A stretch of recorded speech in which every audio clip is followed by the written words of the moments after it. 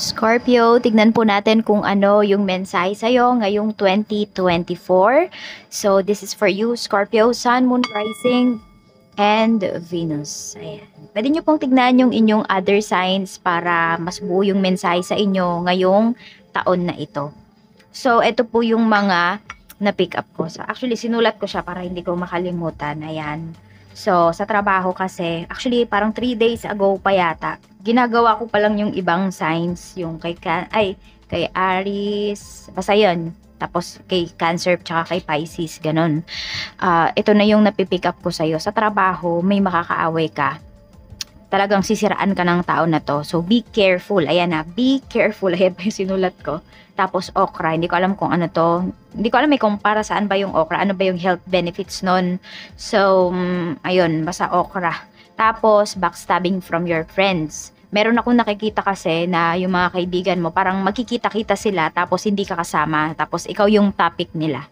So, baka nararanasan mo na yan before. Tapos, hanggang 2024, mararanasan mo pa rin yan. Kaya, ayan, be careful din sa mga kaibigan mo. Tapos meron dito yung nagpuputi-puti yung balat. Parang skin discoloration. Alam mo yun, di ba? Hindi ko alam kung sino ba yung may ganon. Parang hindi ko alam kung sakit ba yun or ano. Di ba, kunwari, ito talaga yung kulay mo tapos namumuti. May part na namumuti siya, parang ganon.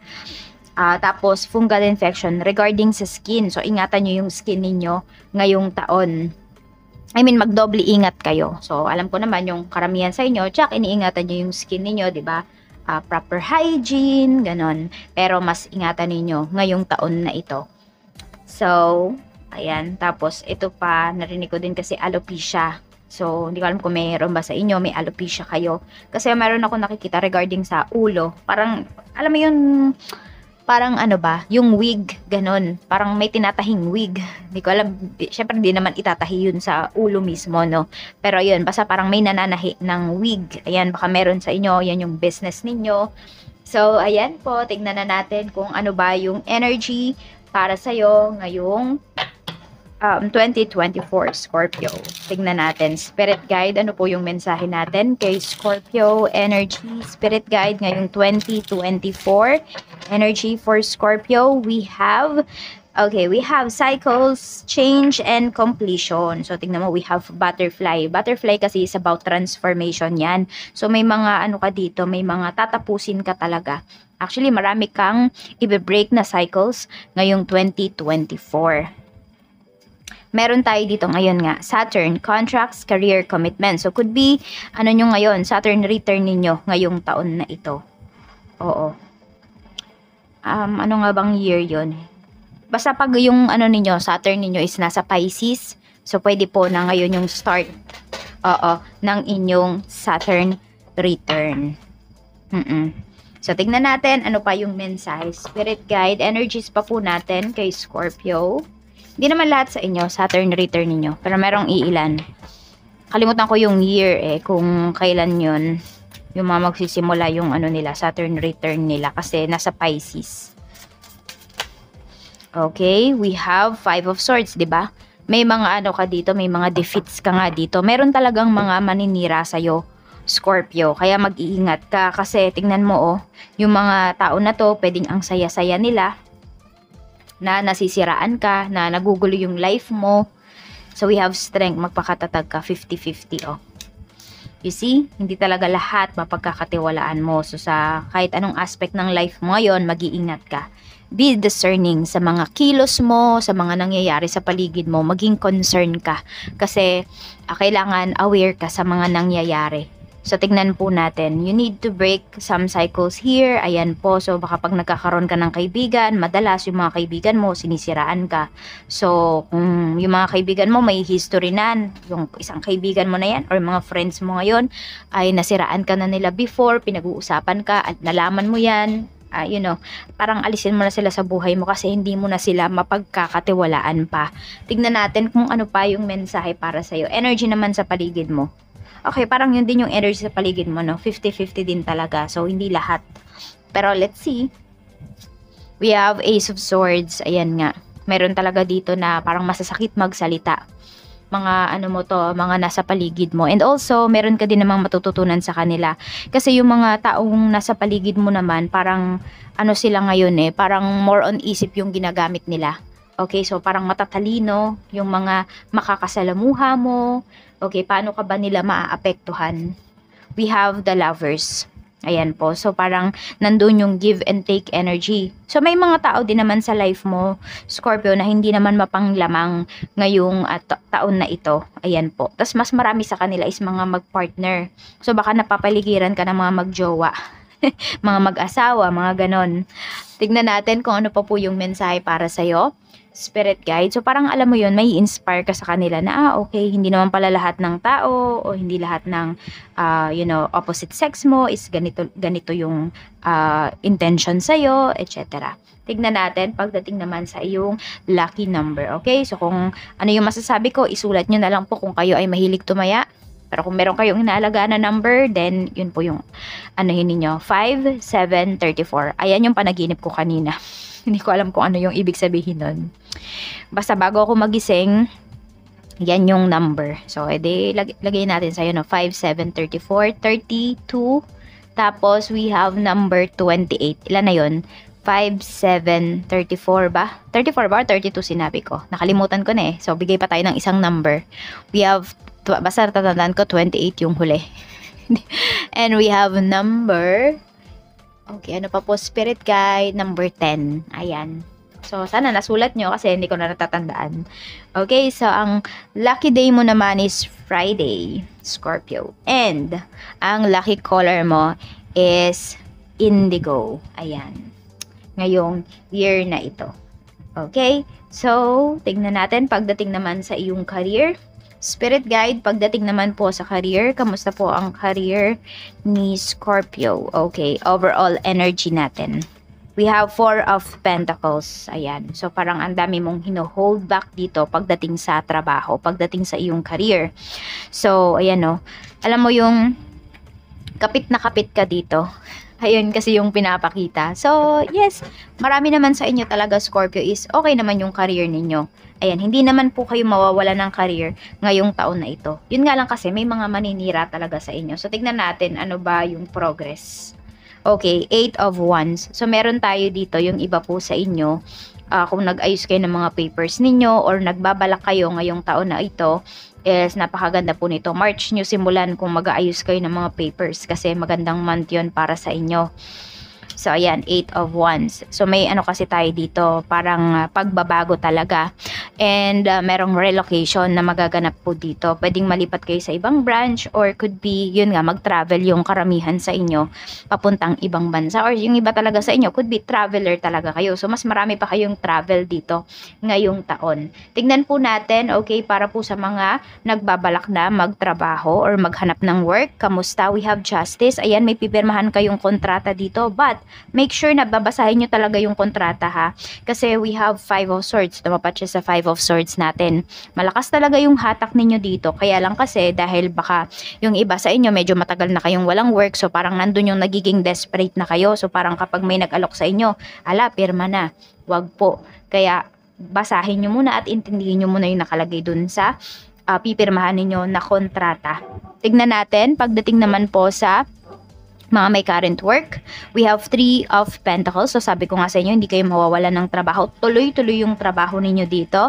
And mas, ayan, yung iba po sa inyo is malakas talaga yung, alam niyo yun, parang you are very powerful pagdating dito sa trabaho. Yung pangalan mo talaga, Scorpio, parang kinatatakutan siya. Ayan. So kaya din siguro madaming gustong magpabagsak sa'yo, ganyan. Kaya ito, 3 of Pentacles, madami ka namang makakasundo at na mga katrabaho mo, na mga co-workers mo. Tapos tignan natin sa mga gusto pong mag-resign. Is this the perfect time para mag-resign kayo? We have 2 of Swords. Nagdadalawang isip pa kayo dito. Pero kasi ito, kung merong other opportunities na ino-offer sa inyo, why not? Pero kung kayo yung tipo ng tao na pabigla-bigla lang kayo sa mga decisions ninyo, ay naku, mag-isip po talaga kayo.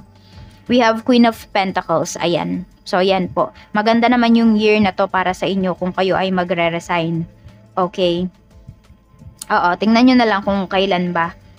kayo magre-resign. So, pwedeng February, kasi 'di ba sabi ko kanina March, maganda kung may aayusin na kayo, magsisimula na kayo mag-ayos ng kung mga anumang papers 'yan. So, Queen of Pentacles naman kasi yung energy mo dito. So, yung iba pwedeng mag-start yata kayo ng business. Yan yung gusto ninyo. Tignan natin, okay? Spirit guide, pagdating naman po sa business, okay? Overall energy, pagdating sa business, we have King of Cups. So, ang daming sabihin natin, mas gagamitin ninyo yung puso ninyo. Pero kalmado lang kasi kayo dito. Ayan, marami sa inyo, kalmado lang kayo sa business ninyo ngayong year na ito. Tignan natin. Spirit guide sa mga nagbabalak, mag-open ng business. We have the Lovers. Ayan. So, maganda rin talaga. Pwedeng, yung iba sa inyo, pwedeng parents nyo yung ano ninyo dito kasosyo ninyo. Or could be your lover. Ayan po. Pwedeng karelasyon ninyo. Maganda kasi yung energy. More on ano talaga. Parang, nandoon talaga yung passion, yung love ninyo sa gagawin po ninyo. Okay po na magbukas kayo dito ng business. Oo. So, pwedeng February, April, ayan, pwede rin. February or April, try nyo. Kung ready na ba kayo na magbukas ng business. Tignan po natin sa mga may business naman talaga. We have the Star, ayan po. So, kung ano man yung mga sabihin natin, kayang i-improve dito sa business, i-improve po ninyo. Para hindi sumakit yung ulo ninyo. Ayan o. Tapos the Star, mukhang lilipat din yung iba sa inyo ng pwesto. Yan. Or could be mag-expand kayo ng pwesto. Tingnan natin. Spirit guide. Para naman po sa mga business na nalulugi. We have 9 of Swords. Parang hindi na nga talaga kayo makatulog dito. Actually, nilalaban nyo pa oh. Sige. We have 7 of Cups. Madami daw kayong choices. Siguro ito. Yung parang, ko yata kay Pisces yun, yung parang magre-rebrand. Try nyo yun. Kasi pwedeng mahabol nyo pa to. Oo. Pag-win nyo yung name ng business ninyo, basta parang bagong simula. Ayan no. You need changes kasi. Yun yung sinasabi sa'yo dito. Madaming opportunities din para sa'yo pagdating sa business. Or even hindi sa business, baka trabaho. Yung iba po sa inyo. Kasi hindi naman lahat tayo is kaya talaga nating mag-business, diba? Tsaka pwedeng hindi talaga dun yung ninyo, yung path ninyo, yung purpose ninyo. Kaya pag-isipan nyo po ito. Kaya siyang ilaban. Yun naman yung nakikita ko dito. Oo. Parang siguro wag nyo din kaagad sukuan ito kasi pa. Parang makaka-recover pa naman siya. Yun nga lang kasi, huwag kayong maiinip. Yun talaga, sacrifice. Ang dami nyong isa-sacrifice dito. So, tingnan po natin, ano bang klaseng business. We have 6 of Wands. More on about decoration yung nakikita ko dito. So, about furniture. Some of you about, buy and sell ng mga sasakyan. Yun yung nakikita ko sa inyo. Maganda. Ayan po. Tapos, more on mga damit din. Maganda rin para sa inyo, Scorpio. And also, tignan natin, travels. Any travel spirit guide, we have 10 of Pentacles. Ayan po. So, may mga pag-iipunan talaga kayong pag-travel dito. Davao yung ko. So, yung iba sa inyo, pwedeng dito lang sa Pinas. Oo. Tapos, may Nigeria din akong narinig. Ayan po. Ano pa po, spirit guide? Oman. Ayan. So, may pupunta ba doon sa mga bansa na yon? So, ayan yung narinig ko. Tingnan natin, spirit guide. Pero maganda po yung pag-travel ninyo dito. Mukhang gagastusan nyo talaga siya. Or pinag-iipunan. Check natin. Pagdating naman po, spirit guide sa health. So, we have 8 of Cups. Ayan nga po. Sabi ko nga po ay alagaan nyo talaga yung inyong skin. Kasi ito, baka meron kayong ginagamit sa face or sa body ninyo na nagkakaroon kayo ng rashes or nagkakaroon kayo ng dito yung, ito, baka dito siya magsimula. Biglang kumati yung dito ko. So, baka dito magsimula yung mararamdaman po ninyo.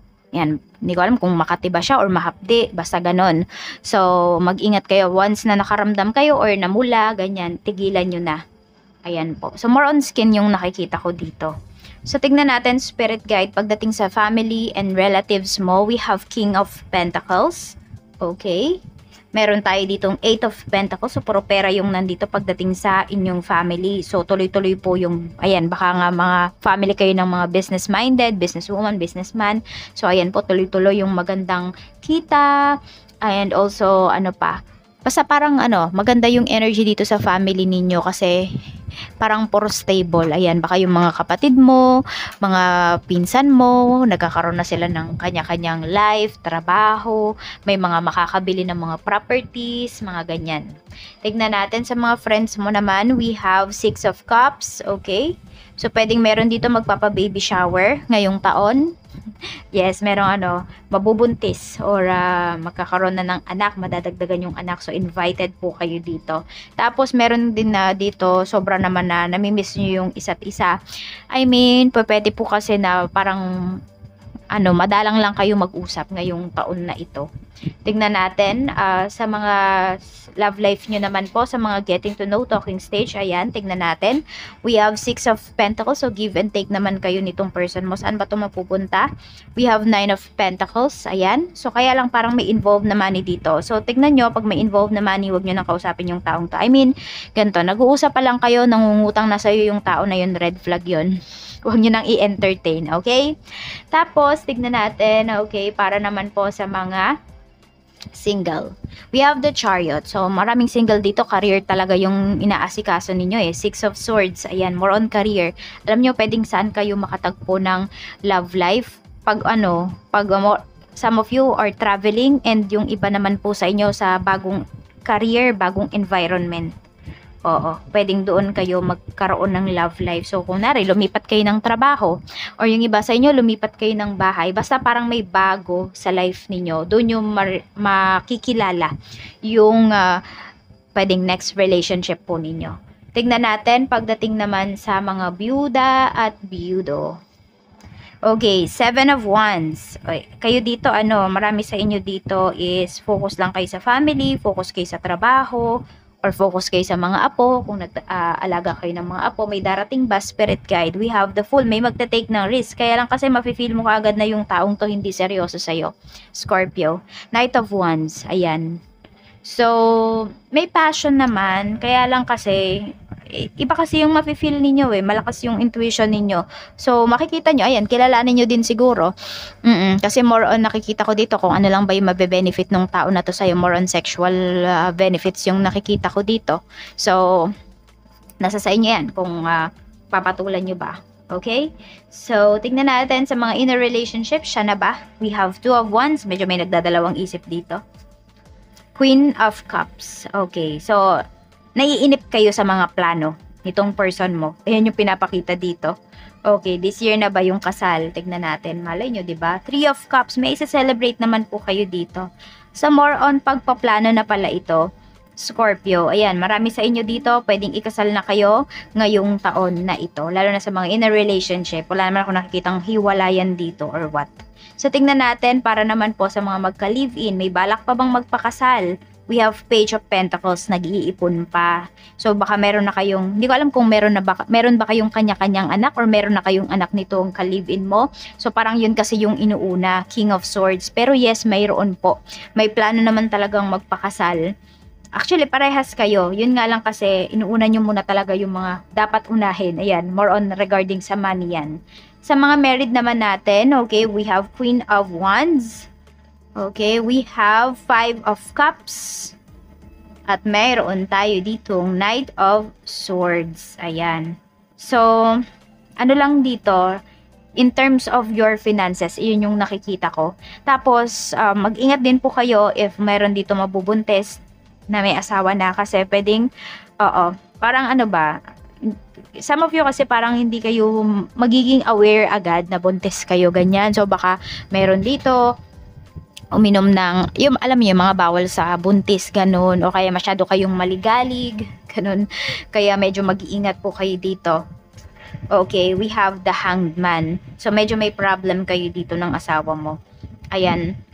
Oo. Tapos, yung mga, parang yung mga accomplishments or yung mga ine-expect ninyo na mangyari regarding sa life ninyo as a married couple is medyo may struggle po talaga. Ngayong ano na to.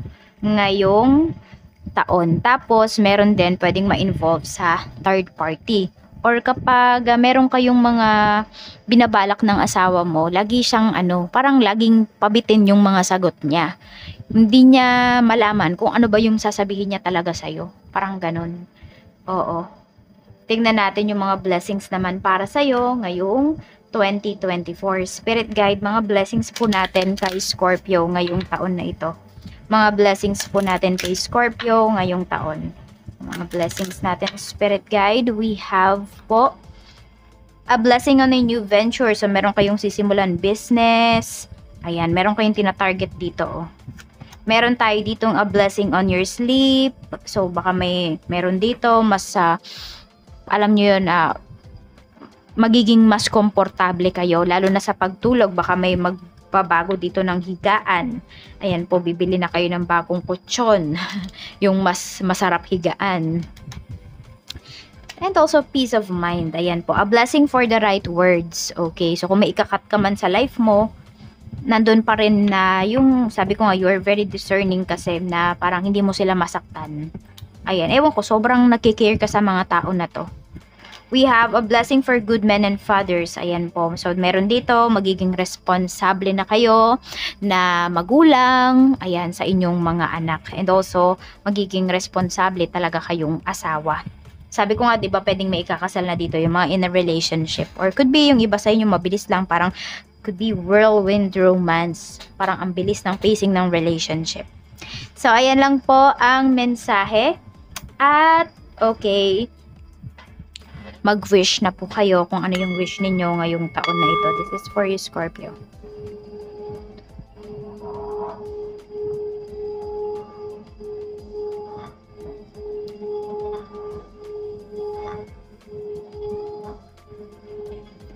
Wish fulfilled na po yan. Mag-iingat kayo always. More blessings to come para sa inyo ngayong taon na ito.